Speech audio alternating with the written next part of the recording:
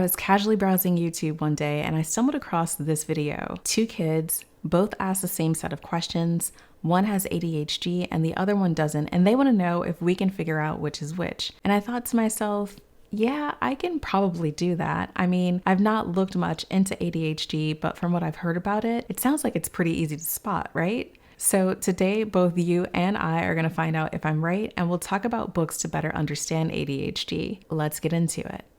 How old are you? 6.5. 6. And what grade are you in? First grade. First grade? Do you like school? Yeah. Okay, so far we just have some basic questions. How old are you? What grade are you in? Do you like school? And both kids answer pretty quickly, and that's to be expected because these questions are pretty straightforward. Why do you like school? Because I like to play with my friends at recess. Why don't you like school? Because I have to do a lot of stuff and my little sister's really cute and I want to spend more time with my little sister. Okay, so what I'm hearing in both of these kids is that they both like to play, which I totally understand. They're 6, but no tells quite yet. How long does it take you to do your homework? A long time or a short time? Maybe 5 or 10 minutes. I don't know, sort of in the middle. Do you have a hard time with your homework? Sometimes.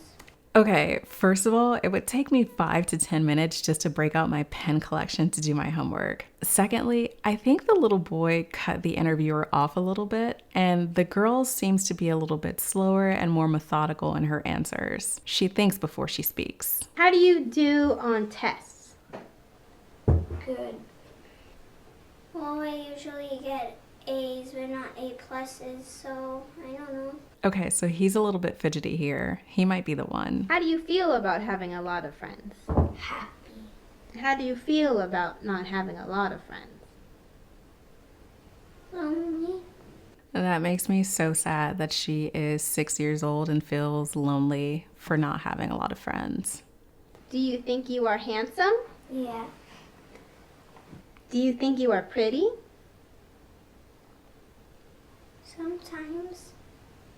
We've skipped just a bit there, but I'm noticing that she's still a little bit slower, and I don't mean that in a bad way. I mean that she seems to be putting a bit more thought into her responses. Is there anything that you dislike about yourself?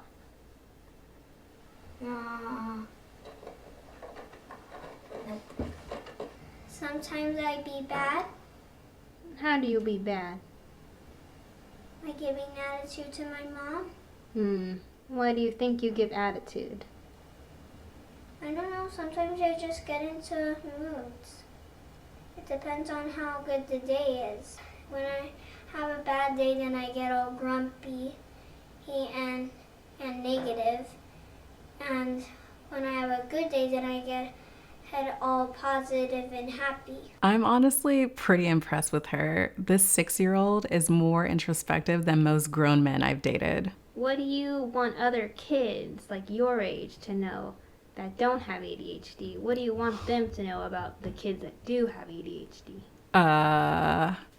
Okay, so I completely misread that. I did not expect for her to be the one with ADHD. The boy was kind of fidgeting, and we saw at least in one instance he cut the interviewer off in an attempt to get his answers to the question out. The girl was a bit slower and more methodical in her responses, and she was able to not only understand but also articulate how her everyday experiences have an impact on her mood. That's pretty impressive for a first grader. Wow, I'm pretty surprised by that. Clearly, I have a lot to learn here. So I went and read a bunch of white papers. It's always white papers. All I read are white papers. And here's what I found. First, let's start with just a basic understanding of ADHD, or attention deficit hyperactivity disorder. The term itself has been around since 1987, but the symptoms that classify the disorder have been traced back to 1798, when a Scottish doctor, Alexander Crichton, noticed that some people were easily distracted and unable to focus on their activities the way that others could. ADHD comes in 3 forms: hyperactive,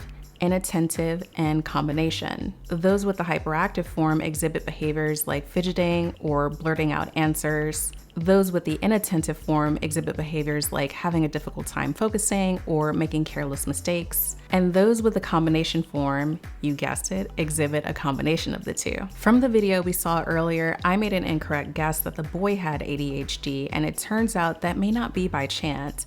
And here's why that might be the case. Boys are more likely to have the hyperactive form of ADHD, and girls are more likely to have the inattentive form. Boys are also diagnosed more often than girls are, though research shows that they're just as likely to have it, and that ends up shaping our perception of the disorder even if it's not entirely accurate. And the less that girls fit this stereotype, the less likely it becomes that they'll get diagnosed properly. When it comes to books, Driven to Distraction is considered one of the most essential books on the disorder. It's written by Dr. Edward Hallowell, a psychiatrist and leading expert on ADHD. He's also the founder of the Hallowell Center for Cognitive and Emotional Health and has publicly disclosed that he has been diagnosed with both dyslexia and ADHD. Driven to Distraction not only explores the various forms of the disorder, but it also dispels common myths, offers helpful coping mechanisms, and also outlines potential treatment options. The book also focuses on the positives that can come with ADHD, including high energy, intuitiveness, and creativity. It was released back in 1992, and a subsequent book has been released by the author called ADHD 2.0. It features strategies for living with ADHD based on newer research and information in the field. Women with Attention Deficit Disorder is a book by Sari Solden, and this is an important read because the book focuses on the unique challenges faced by women with ADHD. Women know that fluctuations in hormones affect feelings, but the book explains how estrogen affects the same neurotransmitters, dopamine, serotonin, and norepinephrine, that contribute to ADHD. So when estrogen levels rise or drop with pregnancy or menopause or PMS, ADHD symptoms appear to get either better or worse. Solden uses her personal and professional experience as a therapist to underscore how the stereotypical profile of ADHD